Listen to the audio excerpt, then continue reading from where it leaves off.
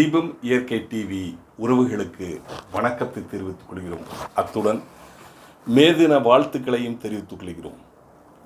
யாரெல்லாம் உழைத்து கொண்டு இருக்கிறார்களோ அவர்களுக்கான தினம். இந்த உழைப்பாளர் தினத்தன்று ஒரு அருமையான வீடியோவை நம்ம பார்க்க போகிறோம். எனக்கு தெரிந்தவர் நண்பர் திரு ராஜசேகர் ஏழ்மை நிலையிலிருந்து படித்து டிப்ளமோவாக படித்து அப்படியே சின்னதாக ஒரு அப்பா ஆரம்பித்த கம்பெனியை பராமரித்து அதை எப்படி பெருசாக்கலாம் அப்படிங்கிறத யோசனை பண்ணி அதுக்காக கடுமையாக தனக்குன்னு ஒரு கொள்கை எடுத்து உழைத்து இன்றைக்கி மிக சிறப்பாக தொழில் பண்ணிகிட்ருக்காரு. அவர் பட்டிமன்ற பேச்சாளர் கூட தனித்திறமையுள்ளவர். அதனால் இந்த ஸ்பீச் மிக சிறப்பாக இருக்கும். லகு உத்யோக் பாரதி ஆண்டு விழா கொண்டாடினாங்கள்ல கொசிமாவில், அப்போ இந்த ஸ்பீச் கொடுத்தாரு. அவசியம் பாருங்கள், தள்ளிவிடாதீங்க. அவருடைய தன்னம்பிக்கையான பேச்சு உங்களுடைய வாழ்க்கைக்கு ஆதாரமாக திகழும். அவசியம் பாருங்கள். வீடியோக்குள்ளே போகலாங்களா? எனக்கு ஒரு காலம் வருகிற பொழுது என்னால் முடியாதொன்றும் இருக்காது. கனத்த இதயத்தோடு காத்திருக்கிறேன். எனக்கு ஒரு காலம் வராமல் போகாது. ஒரு மலரோடு செடி முடியாது, ஒரு காய்தானா மரத்திற்கு. நம்ம குதவை இரு கரங்கள் துணையாய் இருக்கிற பொழுது இறைவன் எதற்கு வரத்திற்கு. பெற்றெடுத்த தாய்க்கும் பெயர் கொடுத்த தொழிலுக்கும் என் முதல் வணக்கங்கள். வெறுங்கை என்பது மூடதனம், வெறும் கை என்பது மூடதனம். அதிலே 10 விரல்கள் என்பதுதான் மூலதனம் என்று சொல்வார்கள். வெறுங்கையோடு இருந்த என்னை 10 விரல்கள் இருக்கிறது என்று உணர்த்திய அந்த 10 நல்ல உள்ளங்கள் இப்பொழுது எங்கே இருந்தாலும் அவர்கள் இருக்கிற திசையை நோக்கி வணங்கி என்னுடைய உரையை தொடங்குகிறேன். ஒரு அற்புதமான ஒரு நிகழ்விலே இந்த வாய்ப்பினை நல்கிய எனது அருமை நண்பர் நல்லதம்பிஜி அவர்களுக்கும் சக்திவேல்ஜி அவர்களுக்கும், நாம் செல்வது நரகமாக இருந்தாலும் கூட அழைப்பது கான்வே ரவியாக இருந்தால் நான் அங்கும் செல்வேன். ஏனென்று சொன்னால் நரகத்தையும் கூட சொர்க்கமாக மாற்றுகிற ஆற்றல் கான்வே ரவிக்கு உண்டு. நாம் நன்றாக வாழ்ந்து நெறிமுறை தவறாமல் வாழ்ந்தோம் என்று சொன்னால் இறந்த பிறகு சொர்க்கம் போவோம் என்பது வரலாறு. ஆனால் வாழ்கிற காலத்திலே நல்ல நண்பர்களோடு இருந்தால் வாழ்கிற காலமே நல்ல சொர்க்கமாக இருக்கும் என்பது போல எங்கள் நண்பர்களாக வந்து கொசிமாவிலிருந்து வந்திருக்கிற முன்னாள் தலைவர்களுக்கும் இந்நாள் பொறுப்பாளர்களுக்கும் பெருமைமிகு லகு உத்யோக் பாரதியினுடைய அனைத்து பொறுப்பாளர்களுக்கும் எனது மகிழ்வான மாலை வணக்கத்தினை உங்களது தாமரை கமல பாதங்களை தொட்டு தெரிவிப்பதிலே பெருமகிழ்ச்சி அடைகிறேன். இனிமையான மாலை தென்றல் உங்கள் மேனியை தழுவுகிற இந்த பொன்னான மாலை வேளையிலே எனது நன்றி கலந்த வணக்கங்களும் உங்கள் செவியை தழுவட்டும். மாற்றி யோசி, உண்மையிலேயே அருமையான ஒரு தலைப்பு. ஏனென்று சொன்னால் என் வாழ்நாளிலே பல டேர்னிங் பாயிண்ட்ஸ், பல மாற்றி யோசித்து இந்த நிலைக்கு வந்திருக்கிறேன். ஆனால் அதையெல்லாம் சொல்ல வேண்டும் என்று சொன்னால் 2 மணி நேரமாவது வேண்டும். ஆனால் 20 நிமிடத்திலே என்னுடைய பேச்சை முடிக்க வேண்டும் என்று ஒரு நிர்பந்தத்திற்கு தள்ளப்பட்டிருக்கிறேன். குறிப்பாக சில விஷயங்களை மட்டும், நான் கடந்து வந்த சில விஷயங்களை மட்டும் உங்களிடத்திலே சொல்ல வேண்டும் என்று ஆசைப்படுகிறேன். நாம் எல்லாம், அதாவது அதற்கு முன்பாக ஒரு வீட்டிற்கு ஒரு விருந்தாளி வந்தால் நாம் எல்லாம் என்ன சொல்லுவோம்னா, நம்ம குழந்தை இருந்தாங்கன்னா நல்லா பாடு பேசு, அவங்க முன்னாடி பாடி காமிப்போம். அந்த குழந்தையும் சங்கடப்படாமல் ஏதோ அது தெரிஞ்ச பாட்டை பாடும். உடனே சூப்பர் சிங்கர் அளவுக்கு பாடின மாதிரி நம்மெல்லாம் கைதட்டி வந்தவங்க சந்தோஷப்படுவாங்க, பெற்றோர் சந்தோஷப்படுவாங்க. அது மாதிரி இந்த விழாவை நீங்கள் மாசித்து யோசிங்க. இந்த மேடையில் இருப்பவர்கள் எனது பெற்றோராகவும் நீங்களெல்லாம் அந்த உறவுக்காரர்களாகவும் நான் ஒரு குழந்தையாகவுமே 20 நிமிடம் மாசி யோசித்துக் கொள்கிறேன். அப்படி நினச்சி நீங்கள் சிறப்பாக இதுவும் என்ஜாய் பண்ணலாம். சார், நம்மளாம் படிக்கிற பொழுது ஆசிரியர் இருந்திருப்பார், பாடம் நடத்தி இருப்பார். ஆனால் ஒவ்வொரு நாளும் நாம் ஆசிரியரை பார்க்கிற பொழுது நாம் எப்பவுமே எட்டு நின்று தான் பார்த்து பழக்கப்பட்டு இருக்கிற மனப்பக்குவம் தான் நம்மளுக்கு உண்டு. ஆனால் நான் அப்படி இல்லவே இல்லை.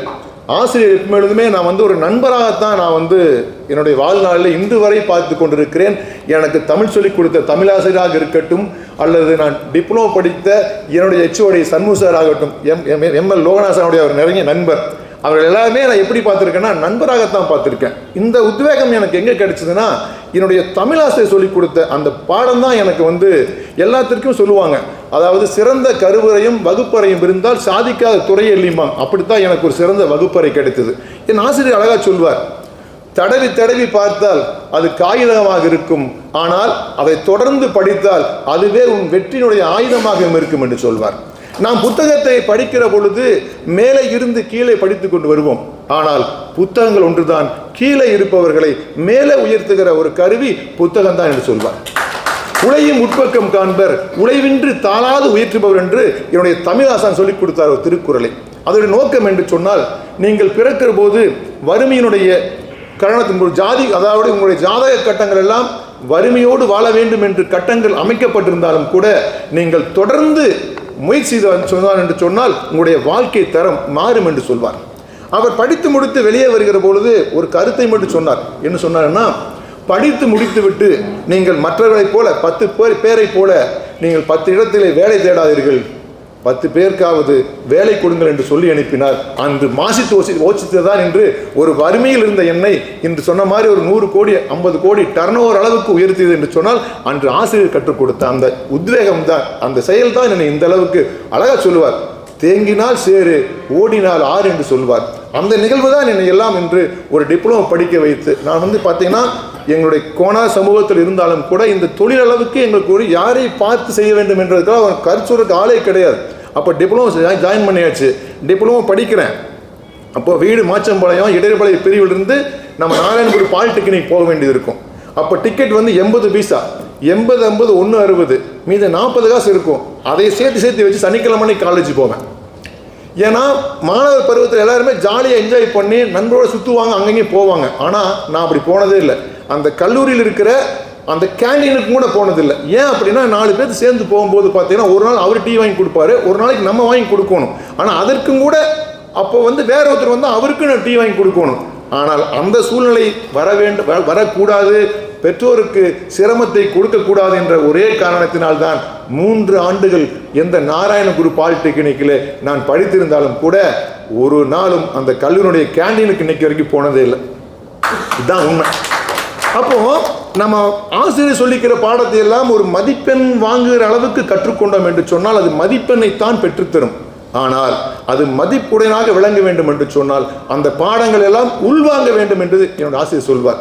அழகா ஒரு அன்னைக்கு நடத்தின பாடம், புகை சுருட்டால் இளமை பறி போகும், பொல்லாங்கு உண்டாகும், முகமும் முதடும் கரிந்து போகும், முறுக்கு மீசையும் எரிந்து போகும், பேச்சிற்கிடையில் பிடிக்க சொல்லும், பெரியவர் நெஞ்சம் துடிக்கச் செய்யும், பிள்ளைக்கு முத்தம் தரும் நேரத்திலே வாயினாரும், காசு கொடுத்து கடிசைகளை வாங்கி விரலிடையில் இந்த தாங்கி எப்பொழுது திருந்துமோ என்று தமிழ்நாடு என்று பாரதிதாசனை அப்படி நடித்து காட்டுவார். ஸோ அப்போ புகைச்சுருட்டால் இவ்வளவு தீய பழக்கம் இருக்கிறது என்று ஆசிரியர் சொன்ன விஷயத்தை உள்வாங்கி கொண்ட காரணத்தினால்தான் இன்றும் எத்தனையோ அமைப்பில் இருந்தாலும் கூட, எத்தனையோ வெளிநாடுகள் சென்று வந்தாலும் கூட அந்த தீய பழக்க வழக்கங்களுக்கு ஆள்படாமல் இருந்தது.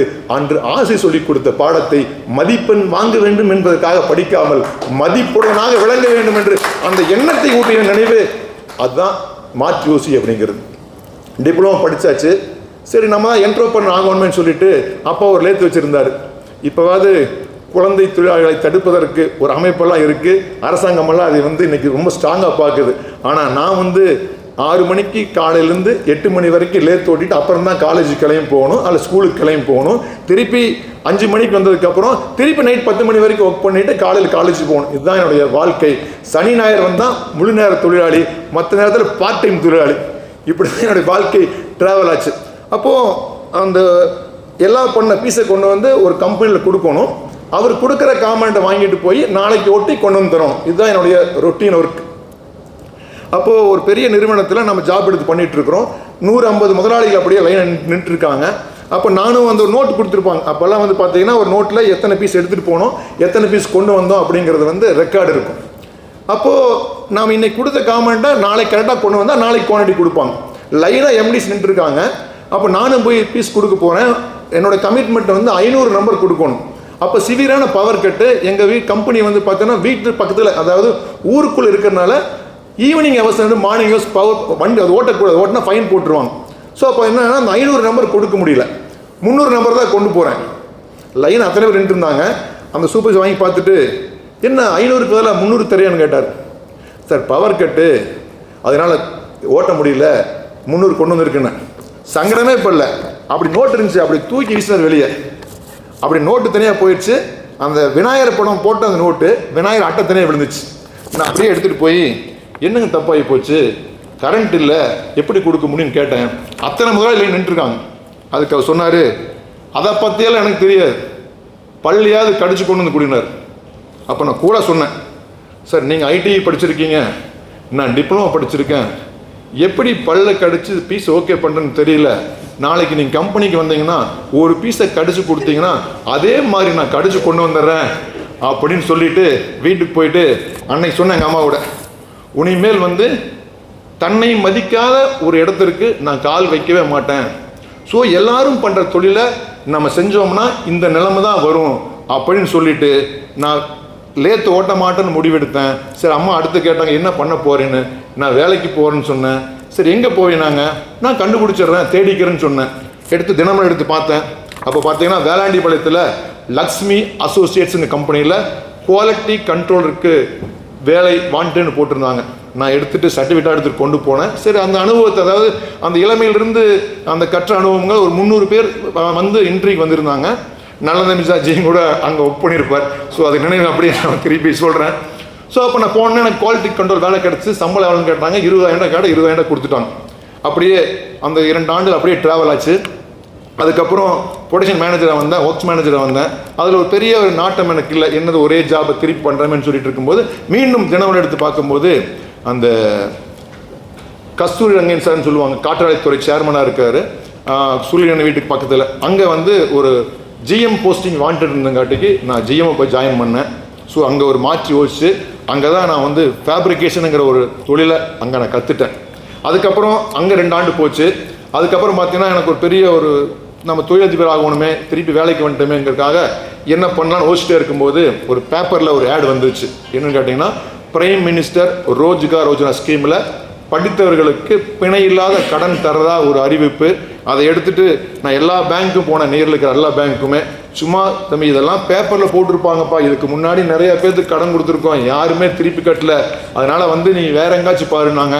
திருப்பி எல்லா பக்கம் களம்போதுனேன், கிடைக்கவே இல்லை. 14-15 முறை போனதுக்கப்புறம் குறிச்சி கிளையில் இருக்கிற பேங்க் ஆஃப் இந்தியாவில் வந்து 1 lakh rupees கொடுத்தாரு லோனு. அதை வாங்கி நான் சொன்ன அழகா, பாருப்பா இந்த லோன் கொடுக்குறோம், நிறைய பேர் கட்டுறதில்ல, நீயும் எங்கே கட்ட போகிற, ஆனால் யாரும் கேட்க மாட்டாங்க, என்ன கட்டினீங்கன்னா அடுத்த அவங்களுக்கு நாங்கள் லோன் கொடுக்க முடியும்னு சொல்லி ஒரு மாதிரியாக பேசி அனுப்பிட்டார். சரி நானும் அந்த லேத்தை வாங்கிட்டு திருப்பி ஒர்க் பண்ணி திருப்பி அதுலேருந்து ஒரு மாற்று வச்சு பேர் லேத்தை மட்டும் ஓட்டுறமேன்னு சொல்லிட்டு ஃபேப்ரிகேஷன் ஒர்க்கு ஸ்டார்ட் பண்ணிவிட்டு நான் அப்படியே கொஞ்சம் நம்மளுடைய வேல்யூ ஆட் பண்ணி நம்மளால் என்ன பண்ண முடியும், அந்த 1 lakh rupees வந்து இன்வெஸ்ட் பண்ணி என்னெல்லாம் பண்ண முடியும்னு சொல்லிட்டு நான் கொஞ்சம் ஜஸ்ட் அட்வான்ஸ் திங்க் பண்ணிகிட்டே இருக்கும்போது காலப்பட்டிங்கிற ஒரு கம்பெனியில் தான் எனக்கு வந்து ஹெவி ஃபேப்ரிகேஷன் ஜாப் கிடச்சிது. அப்போ வந்து ஒரு பல்க் ஆர்டரு. அப்போது என்னால் வந்து அந்த மேனுவல் மிஷின் வச்சு பண்ண முடியல. அப்போது ஆட்டோமேஷன் பண்ணால் தான், அதாவது சிஎன்சி பஞ்சிங்கில் பண்ணால் தான் வால்யூம் கிடைக்க முடியும்னு சொல்லிட்டு ஒரு கம்பெனியில் போய் நான் வந்து ரெக்வஸ்ட் கொடுக்குறேன், சார் இந்த மாதிரி காமெண்ட் நாங்கள் பண்ணோன்னு சொன்னோன்னே, சரி டிராயிங்கை நீ போட்டு கொண்டு வாங்க, எங்கள் டிராயிங் போடுறதுக்கு ஆளுன்னு சொன்னார். சரின்னு சொல்லிட்டு டிராயிங் எல்லாம் போட்டு கொண்டு போய் அந்த கேட்டில் கொடுத்துட்டு சொன்னேன். கேட்டில் கொடுத்துட்டேன். 1 வாரம் வெயிட் பண்ணி பார்க்குறேன், அவர் ஃபோன் பண்ணவே இல்லை. திருப்பி நான் போகிறேன், சார் உங்கள் டிராயிங்கை வாங்கி பார்த்தா எங்களுக்கு டைம் அது ரொம்ப காம்ப்ளிகேட்டாக இருக்குது, செய்ய முடியாதுன்னு சொல்லிட்டார். எனக்கா ரொம்ப சங்கடம், அவ்வளோ ஒரு பெரிய காம்ப்ளிகேட்டட் இல்லையா, நம்ம மேனுவலாக பண்ணிட்டு இருக்கிற ஜாப் தானேன்னு சொல்லிட்டு சரி டிராயிங் கொடுங்கன்னு சொல்லிட்டு டிராயிங் வாங்கி பார்க்குறேன். அவர் கவர் ஓப்பன் பண்ணவே இல்லை, கவர் ஓப்பன் பண்ணியே பார்க்கல. ஸோ 1 வாரம் வெயிட் பண்ணியாச்சு. அப்போது கையில் செக் புக் இருக்குது, அதாவது அவர் எவ்வளோ ரேட் கேட்டாலும் கொடுக்குற மாதிரி செக் புக்குன்னு வச்சுட்டு போயிருக்கேன். அர்ஜென்ட் வேணும்னு சொல்லிட்டு அதுவும் பாட்டை யோசிக்கிறேன், ஆனால் நடக்கலை.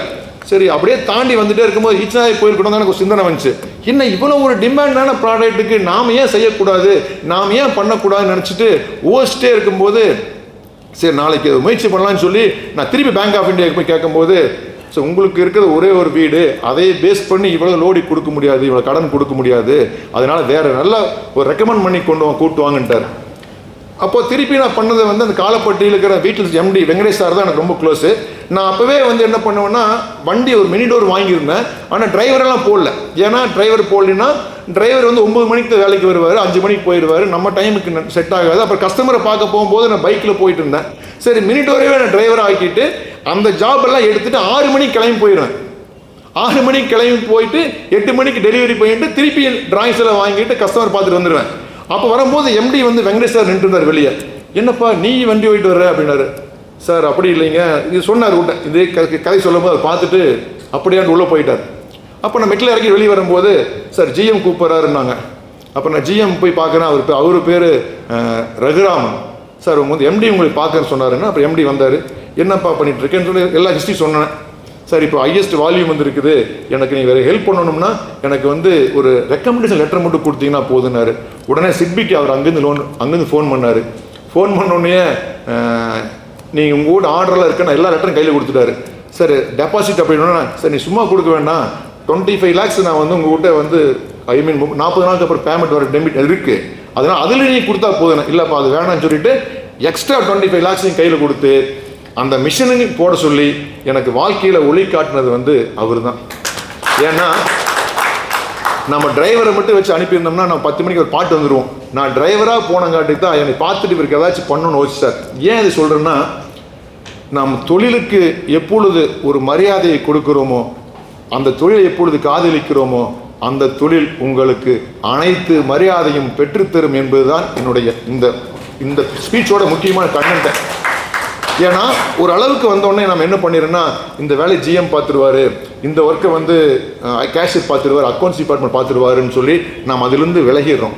ஸோ முதல் நாள் போகிற பொழுது எந்த பயபக்தியோடு, எந்த நேர்த்தியோடு, எந்த ஒரு செம்மனே செய்ய வேண்டும் என்ற எண்ணத்தோடு நாம் முதல் நாள் எந்த மனநிலையோடு கால் பதிக்கிறோமோ, அதே மாதிரி உங்களுடைய கடைசி ஒர்க்கிங் நாள் வரைக்கும் அந்த மனநிலையோடு யார் தொழில் செய்தாலும் கூட யாரும் வெற்றியில் தவிர்த்து போகவே முடியாது என்பதுதான் என்னுடைய நிசத்தனமான உண்மை. இப்போ சொல்கிறேன், ஐ ஆம் நாட் எம்டி, ஐ ஆம் டூயிங் எம்டி ஜாப் என்பதுதான் என்னுடைய கொள்கை. அதாவது நான் ஒருபோதும் முதலாளி அல்ல, முதலாளி வேலை செய்கிற தொழிலாளி என்பதை நான் இன்று வரை கடைபிடித்த காரணத்தினால்தான் எந்த பேங்க் ஆஃப் இந்தியாவில் 13 முறை போய் லோன் வாங்கணும், இன்னைக்கு 13 நாட்களிலே ஒரு அப்ளிகேஷன் கொடுத்தா லோனை கொண்டு வந்து கிடைக்குதுன்னா அதுதான் நம்பிக்கை. நாம் எப்பொழுது நாம் நம்புகிறோம் அல்லவோ, மற்றவர்கள் நம்மை நம்புகிற அளவிற்கு நாம் என்னைக்கு நடக்கிறோம், அதாவது நம் செல்வாக்கு இல்லாவிட்டாலும் பரவாயில்லை, சொல்வாக்கு இருக்க வேண்டும் என்பதைத்தான் நான் மிகப்பெரிய கடமையாக இருக்கிறேன். இன்றைக்கும் பார்த்தீங்கன்னா எவ்வளவோ இடர்பாடுகள் எனக்கு வந்தாலும் கூட நான் சில கொள்கையிலிருந்து நான் மாறுறதே கிடையாது. என்னன்னா, ஒரு இஎம்ஐ கேட்கும்போது, இஎம்ஐ வாங்கும்போது 5 இயர் கொடுக்குறாருன்னா 7 years கேட்பேன். சார் 7 வருஷம் போட்டு கொடுங்க ரெக்வஸ்ட் பண்ணி கேட்பேன். ஆனால் ஒவ்வொரு நாளும் 2 இஎம்ஐ கட்டுவேன் எவ்ரி மந்த். ஏன் என்று சொன்னால், இன்று இல்லை, நாளை இல்லை, இந்தியாவில் இல்லை, கோயம்புத்தூர் இல்லை, உலக நாடுகளிலேயே இன்று என்ன லாபம், நாளை என்ன லாபம் நம்மளுக்கு தெரியும். ஆனால் அதற்கு பிறகு என்ன லாபம் என்பது எந்த முதலாளிக்குமே தெரியாது. அது என்ன பிரச்சனையாக இருந்தாலும் சரி. ஸோ உங்களுடைய கடனை நீங்கள் வந்து ரொம்ப, அதாவது இந்த இஎம்ஐ வாங்குறதா இருக்கட்டும், இல்லை பேங்க்கில் ஓடி வாங்குவோம், வாங்கினோன்னே கார் வாங்குவோம், ஆடம்பரமாக பில்டிங் கட்டுவோம். ஆனால் என்ன பர்பஸுக்காக அது வாங்கணும்னு பயன்படுத்துறதே இல்லை. இன்றும் என்னுடைய அக்கௌண்ட்டில் 2 கம்பெனி 1 கோடி பேலன்ஸ் இருந்தாலும் கூட நான் அது ஒருபோதும் தொடர்றதில்லை. என்னுடைய வருமானத்தில் 25,000 ரூபாய் எடுத்துத்தான் இன்றும் நான் குடும்பம் நடத்தி கொண்டிருக்கிறேன் என்று சொன்னால் இதெல்லாம் பெரிய, அதை நான் மட்டுமல்ல, சில கொள்கைகளை நாம் சீரியஸாக கடைபிடித்தோம் என்று சொன்னால் ஒருத்தருமே தோற்று போகவே முடியாது. வாழ்க்கை என்பது ஒரு முறை, வாழ்த்துவோம் தலைமுறை என்று சொல்லி, பிறப்பு சரித்திரமாக இருக்கலாம், உங்களுடைய இறப்பு சரித்திரமாக இருக்க வேண்டும் என்று சொல்லி அப்துல் கலாம் வரிகளோடு வெளிவருகிறேன். வாய்ப்பளித்தோருக்கும் வாய்மொழி கேட்டோருக்கும் நன்றி நன்றி நன்றி. உங்கள் வாழ்நாள் கனவு காத்திருக்கிறது. வீடு கட்ட தகுதியான இடம் மிக குறைந்த மனைகளே உள்ளன. ரத்தினம் கல்லூரி அருகில் 100 அடி ரோட்டுக்கு முன்புறம் சொந்த நிலம் வாங்க சரியான இடம். கார்ப்பரேஷன் லிமிட்டில் உள்ளது. டிடிசிபி அப்ரூவ்டன். சுந்தராபுரம் மதுக்கரை ரோடு, மேம்பாலம் அடியில். 9894787369. வீடு கட்ட 90% லோன் ஏற்பாடு செய்து தருகிறோம்.